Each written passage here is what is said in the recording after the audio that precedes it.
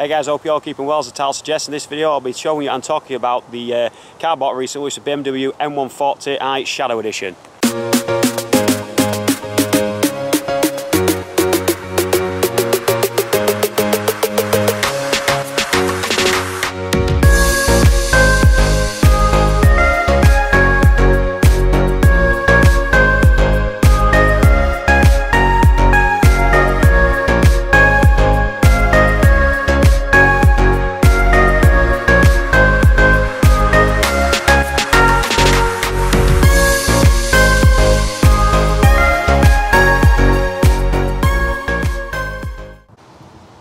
Okay guys, so we'll have a little walk around the car. I'll show you actually what we've got with it. So as I mentioned, it is the M140 Shadow Edition.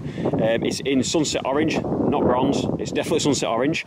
So it comes with a Shadow Line edition. With the Shadow Line you do get a few optional extras with that. You do obviously get the gloss black alloy wheels, which this has on it. The headlamps slightly darkened as well. You do get the window tints as well with this, and the rear tail lights also slightly darkened as well. There's a couple of other bits and bobs as well that you get with there, that a couple of the main things. So on mine you do have the sunroof, which I wasn't particularly looking for a sunroof on the car, but it comes with it, so hey, why not? We also have, as you can see down here, the front splitter.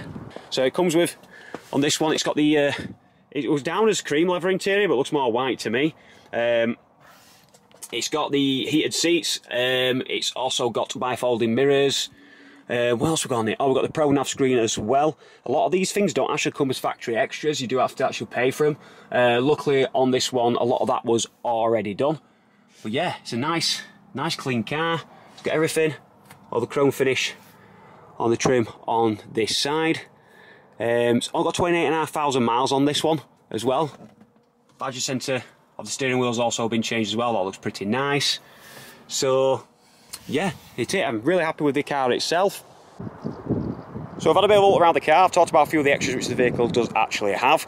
I love the car to bits. It's absolutely fantastic. So what we're going to do now is we're going to get it fired up. I'll let you hear what that actually sounds like. Then we're going to take the car for a little bit of a drive. I'm going to tell you one of my thoughts of the vehicle, and also explain, well, talk to you about a couple of the running costs which we've encountered so far.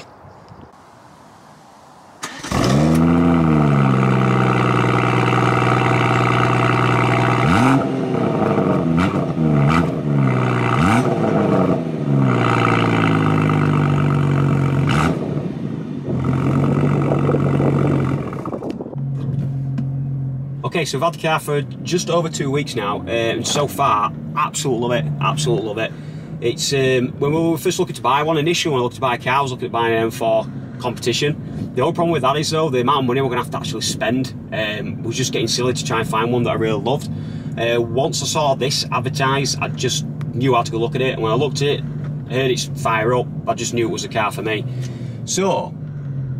So far, not done too much mileage here since I've had it, only about 200-300 miles, and it's been an absolute joy to drive. A lot of videos out there do show, and people do mention how crazy and how twitchy they can be at the rear end. To be honest with you, I've not really had any problems with it. We've put the foot down a little bit in it, and it's so far it's been perfectly fine, but it does really depend on how you actually drive the car. Brings me on a little bit to the actual running costs of it. Now with this car, luckily for me, it's not something I have to use as a daily runner. I do only use it, particularly maybe on an evening. One day a week I'll take it to work, and then it's just really knocking around with it on the weekends. So it's not going to be as bad a running cost as what some people will be using it as an actual daily runner. So for me so far, I've had it just over 2 weeks. I've put in £100 worth of fuel so far. I am putting premium fuel in, running at BP Ultimate at the moment, because that's the closest fuel station to me which runs actually premium fuel. So it's costing around about, for a full tank, it's around about £70–75 to fill that up. Last time I put in £35, I got in, what was that? It's around about 250 mile range. At the moment, because I've only been doing local runs in it, I'm not actually getting really good mile per gallon. It's averaging around about 17.6 mile per gallon, but it is a lot of stop starting. I've not been doing any motorway driving or anything like that, so we've not really managed to see what it actually balances out at, but at the minute it's not good at all, the mile per gallon. It is shocking, so do bear that in mind. A lot of videos do actually explain this, because there's a lot of videos out there in terms of the running costs of these cars, but they mainly explain in terms of using as a daily runner, where, like I said, for me it's not a daily running car. So that'll bring on to the insurance. Insurance does actually vary depending where you live, your age, your circumstance, that kind of thing. So for me, I'm 55 years old. I don't actually have any no claims discount. The reason for that is I had a company car for several years. When I changed jobs the last couple of years, I haven't actually had a car. I've just been a named driver and I've not built up any no claims. So for me, the insurance is around about £1,200 a year, just over, which I paid annually.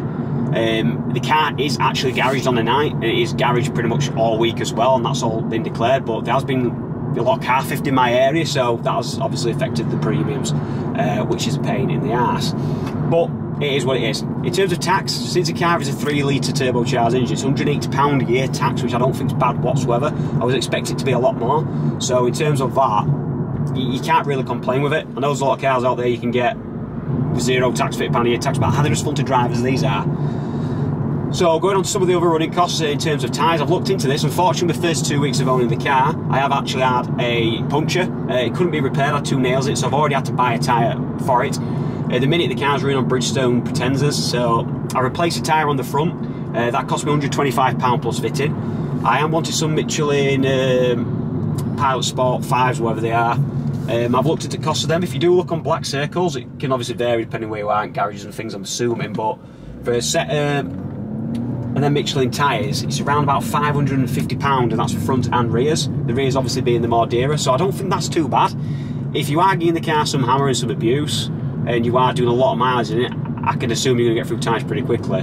For me, I'm going to be knocking out probably 5,000 miles a year, 6,000, so I'm hoping it's going to last me. I have to change them at least, well, twice a year. Some people have heard I'm changing them every 6 months. I don't want to have to be doing that. In terms of servicing, car was fully serviced when I actually got it. You can pay roughly between about £200 and £300 for like a minor service, if you're going to drop your oil and change your filters. Once again, that is dependent. There's people surprised with BMW driver actually indicating. That depends on where you actually get the car serviced. Obviously, if you provide your own parts, if you go to a dealer, BMW specialist, but I think £200 to £300. Once again, it is dearer than some other cars, but it's not too bad. Your major services, you're looking onto about £500, which will change spark plugs, brake fluid, that kind of thing.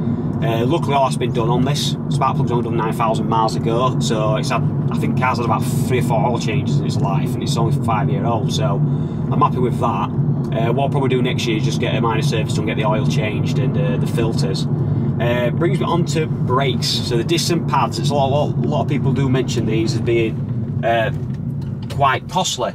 Now, I've looked at the parts, your standard parts you'll get for these non-rated brakes and rated pads or discs, and you're looking around about £450 to £500 for the set. Now, that is just to buy the parts in, that's not any kind of labour, so obviously that does vary once again in terms of where you get the parts from, if you get the garage to supply the parts, if it's done at a specialist, a dealer, or just other garage, or if you do it yourself, the price can vary, but it's looking around about £450 to £500 just for the parts themselves.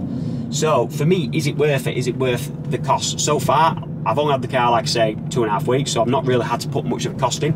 The fuel side of it is becoming expensive, but I haven't took the car for longer runs, so like I said, the mile per gallon at the minute is absolutely ridiculous. But it is so fun to drive. The sound of the exhaust, the bauble it does, the cold start on it, it just makes me smile every time I drive it. It's got the power there for when you need it, but it does feel controlled. It does, really does. Like you put it around the corners and things like that, and it's pinpoint precision. Can't speak today.